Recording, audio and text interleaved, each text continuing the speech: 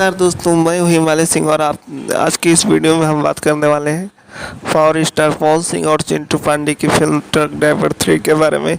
इस फिल्म में star cast में है पावर स्टार पवन सिंह, प्रदीप पांडे चिंटू, निधि जौहर फुलफुलिया और काजल राघवानी की जोड़ी देखने को मिलेंगी।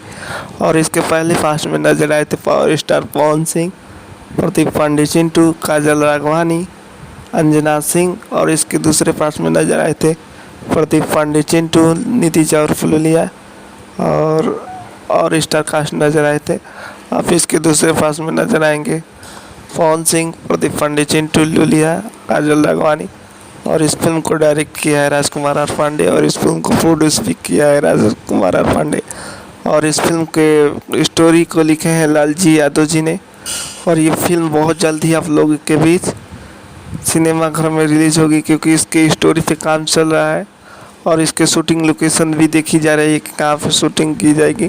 जैसे ही कुछ खबर आता है इस फिल्म के बारे में तो आप लोगों को ज़रूर बता दिया जाएगा। आप लोगों को ट्रक ड्राइवर 3 का न्यूज़ कैसा लगा कमेंट करके बताएं। और हमारे चैनल पर नए हैं तो चैनल को सब्सक्राइब करके और वीडियो को